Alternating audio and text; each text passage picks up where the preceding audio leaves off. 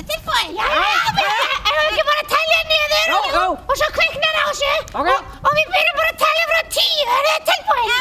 Ok, og svo 10, 11, 9, 12, 8, 7, 13, 6, 17, 5, nei, 4, 3, 2, 1 og kveikja! Gleðilegt! Ég get svo svalið við ljósi! Loksins er búið að kveikja á þessu! Hvað segðu þér? Stappið mig! Eiga að dansa í kringum jólatréð! Jú, við hljótum að gera það! Og svo!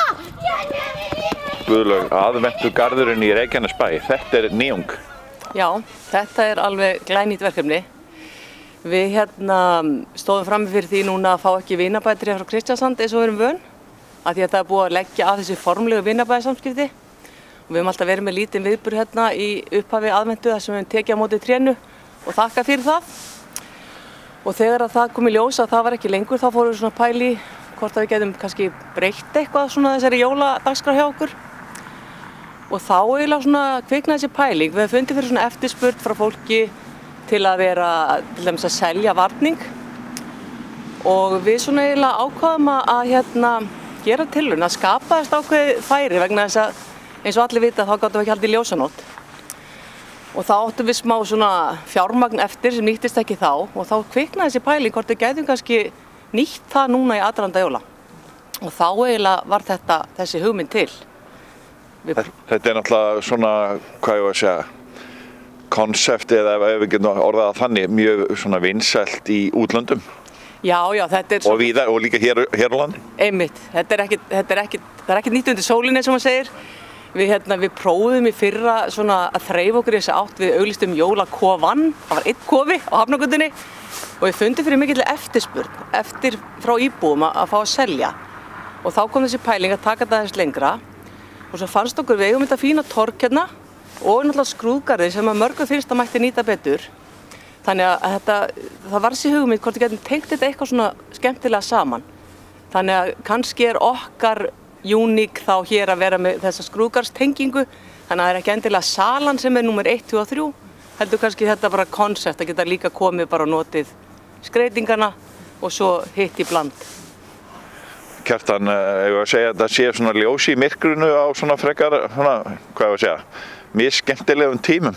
Já, það má alveg segja það. Þetta er allavega hér verið að skapa vettvang og tækifæri fyrir íbúa og það er náttúrulega mikið handverksfólki og fólk að bæja framleiða og bjóða alls konar þjónustofum muni.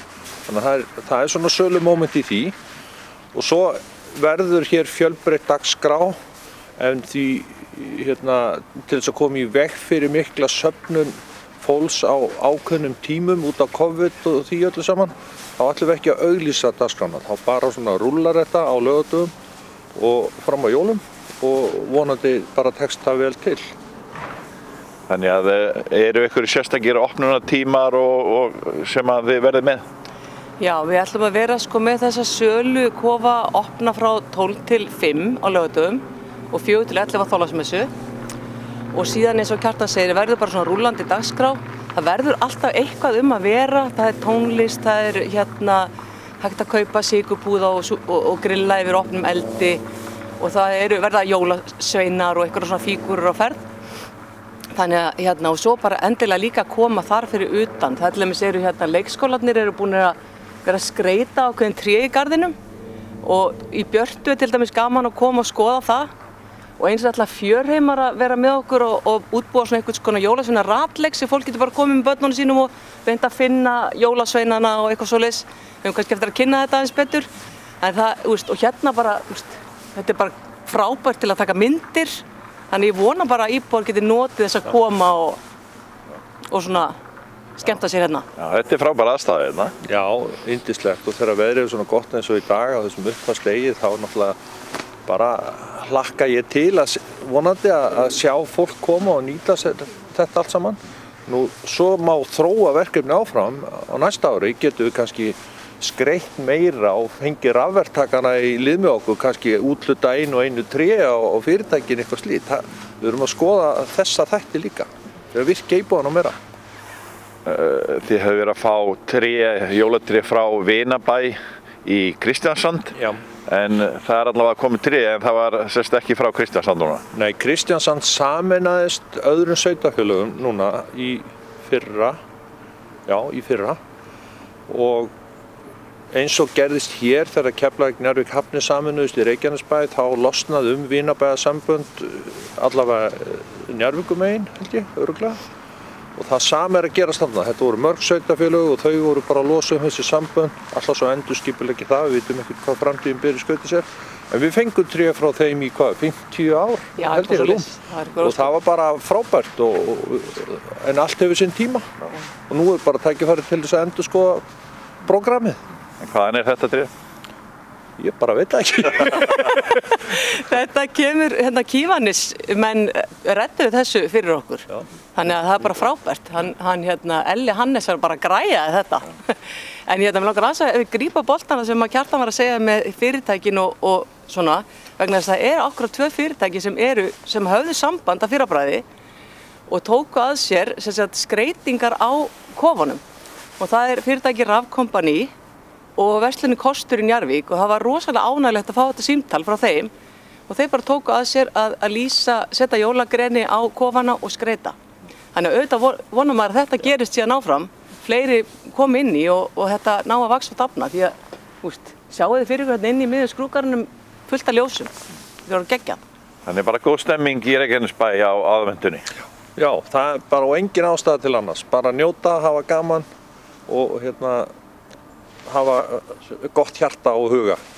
Já, ég tek undir þetta, fólk bara vanda sig með sóttvarnir og annað og bara er tillitsamt. Svo erum við með söfnin opinn, Dúshúsin er allum opinn í dag, það er jólaprógram og ný listsýning. Þannig ef það er krátið í garðinum, þá getur fólk bara farið kannski kíkt í búðir á Hafnargötunni eða tekið safnarúntinn eða komið aftur. Þannig að við erum bara skynsöm og höfum það. Við hvetjum fólk til þess að vera með grímur. Jú. Þegar fara að safna saman að bera grímur, þó að sé ekki grímu skylda beint utanhús, þá hvetjum við til þess. Já, við viljum að sé svona nokkuð skona grímu skylda hérna á þessu svæði. Þannig að ég sammála þér, Kjartan, við hvetjum til þess að fólk sé bara vandi sig. Gleðilega hátíð. Gleðilega hátíð. Gleðilega hátíð og til hamingju með aðventugarðinn.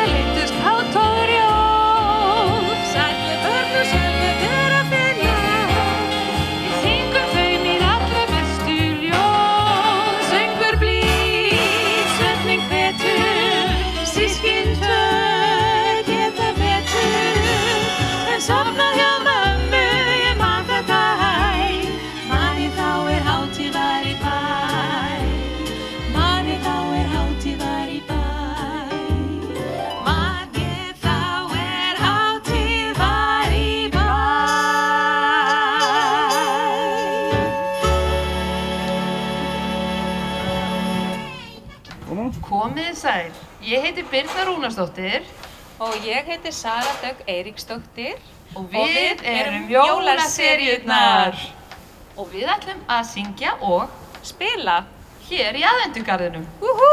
Íha!